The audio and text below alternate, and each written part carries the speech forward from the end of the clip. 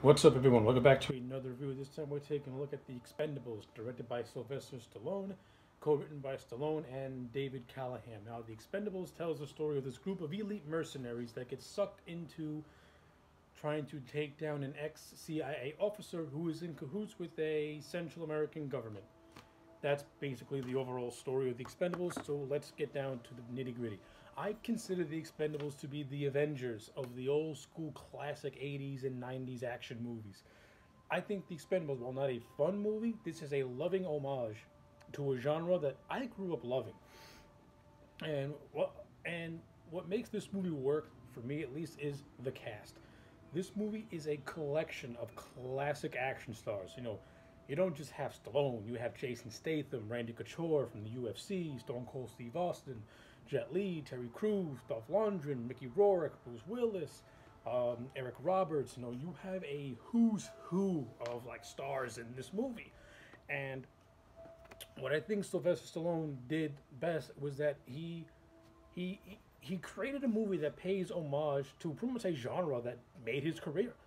And this is, to me, The Expendables is a love letter to what I consider to be a forgotten age of movies, where it wasn't about nonsense like being politically correct or this and that. It was about just having fun, about good old fashioned testosterone, gasoline injected fun. And The Expendables, to me, it has that. Now, this movie, I have some issues with this movie here and there, from from from a story perspective and some production value.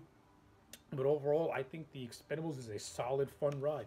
Like I said before, the cast in this movie is rock solid. It's great, and some of the best moments comes from the chemistry of The Expendables. Stallone, Statham, Terry Crews, Jet Li, Randy Couture, and Dolph Lundgren. I think they all play really, really well off of one another, and I think they have a great chemistry on screen. I think the characters played by Terry Crews and Randy Couture, Hail Caesar and Tall Road, I don't think they get enough screen time in this movie. I think they're kind of underutilized. I mean, you see them in the beginning, you see them peppered throughout the movie, but they don't really play any major role till you get to the third act of the movie. Uh, Pretty much in the middle, it focuses solely on Stallone and Statham, and I think Stallone and Statham, they have good on screen chemistry with one another, and I buy them as being pretty much like the co-leaders of the Expendables and very, very close friends. But I also think that some of the other members kind of get undercut as well, specifically Caesar and Tall Road. The character of Gunner, played by Dolph Lundgren, um, I like the character of Gunner. I like how Dolph Lundgren portrays the character of Gunner as sort of a loose cannon, and I did like the whole idea of Gunner betraying the Expendables to the CIA agent played by Eric Roberts. Though I think it would have played much better if Lundgren kind of did it as his own way to infiltrate the CIA, instead of him betraying the Expendables. I mean, it does lead to a very entertaining fight scene between Lundgren and Jet Li, but I think it would have played better if Lundgren wasn't betraying his teammates. Though I did like the performance overall, and and I did like how at the end Gunner is reinstated back into the Expendables after pretty much making amends with the Barney Ross character played by Stallone. So that stuff I did enjoy as well. Uh, this movie pretty much gave us the iconic scene now with Bruce Willis, Arnold Schwarzenegger, and Sylvester Stallone, all three of them in one scene together, pretty much bantering off one another. I would have liked to see more of the Willis and Schwarzenegger character, pretty much because I am a die-hard Arnie fan and I love Bruce Willis too. But the fact that this was the first movie to put all three of those men on screen, and it kind of teases what's to come with them, specifically once you get to the sequel. No, I like it. It's a good setup to what was to come in Expendables 2. But I do like how this movie does, it plants little seeds for for something that could potentially happen in a Expendable sequel. But this movie does tell its own standalone story. Now, from a story perspective, this movie doesn't really have much. It doesn't really have much from a story perspective whatsoever. It's just a flimsy plot to get the ball rolling. The character of James Monroe, played by Eric Roberts, I do like him. I like how he's pretty much the mastermind, and he's pretty much using this character of Garza and his army as his little puppets. The movie does try to develop a rivalry between the Garza and Monroe character. Garza, played by David Zaz, and it's okay, but I don't really think the Garza character really gets a chance to really fully redeem himself. even though it's revealed that he is the father of this woman named Sandra, who Barney Ross eventually has to go to Central American, this Central American country to save. I mean, the whole idea of Sandra being the general's daughter, it would have worked. It would have worked if it would have played more scenes in the Garza character, pretty much turning against fully the Monroe character, and maybe forming an uneasy alliance with the Expendables to take down Monroe, since Monroe is a more powerful threat. We don't really get that. Instead, Garza is just like, we have to eliminate the American invaders, meaning Monroe and the Expendables. I think mainly because Garza thinks the Expendables are pretty much in cahoots with Monroe, even though the whole thing of this movie is that the Bruce Willis character, Mr. Church, pretty much hired Barney and his team to take down the Monroe character, though it was all a facade, as they try to cover it up as it being the Garza character, being that Monroe is ex-CIA. Church didn't want to give Barney the full details, and that's actually when Barney pretty much rescinds the offer. And the only reason why he goes back to the Central American country is to save the girl Sandra. After the character of Tool, played by Mickey Rourke, told him a really good story about how he could have saved the woman, but he eventually didn't.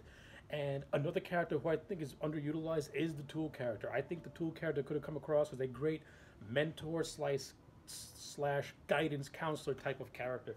It teases that when he has interactions with Barney and with and other members of the Expendables.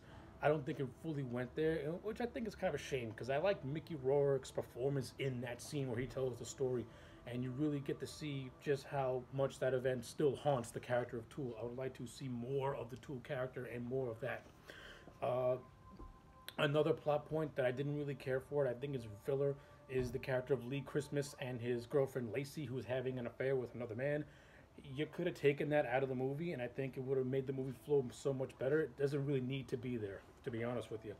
You could have just had Lacey and Lee have a good relationship. Lacey knows what goes on with Lee, and that's pretty much it. The whole idea of Lacey having an affair just to give Lee something else to do, didn't really care for it, to be honest with you. And I think Charisma Carpenter is kind of underutilized in this movie as well. She doesn't really do much. From a production standpoint, I think Sylvester Stallone overall did a solid job directing this movie, though there are some that he does utilize some shaky cam, which can make some of the action scenes very, very difficult to watch. Not from the sense that it's too graphic, but the sense that it just makes you nauseous because there's too much shaky cam. You know, there's this car chase between Lee and Ross while they're in the Central American country, and it's really, really poorly filmed in my opinion. But then again, later on in the movie, there's a chase / shootout that takes place, and I think that's actually one of the better directed action sequences in this movie. But but the entire third act of this movie, that's where the fun really begins. That's not only the best directed action sequence in the entire movie, but that is the most fun action sequence in the entire movie.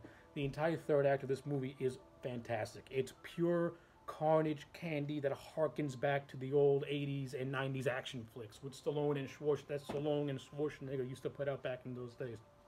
And the whole third act fully encapsulates that era to a perfect degree. I love that third act. It's fantastic. So yeah, those are pretty much overall my thoughts on The Expendables. I like this movie. I enjoyed it a lot. Despite my problems with it, I still think this movie is an overall solid movie, and it's good, and it's a real fun watch, which is why I'm going to give The Expendables a solid 8 out of 10. If you have not seen The Expendables in a long while, give it a watch, because 10 years later, I still think this movie still holds up, and it's still just it's a good homage to an era of movie that we don't get no more. And thankfully, Stallone is trying to keep that era alive, and for fans like me who grew up with that, I cannot thank Stallone enough. So yeah, 8 out of 10 for The Expendables. Let me know your thoughts in the comment sections down below. Like the video and subscribe, and I'll check you back next time for more.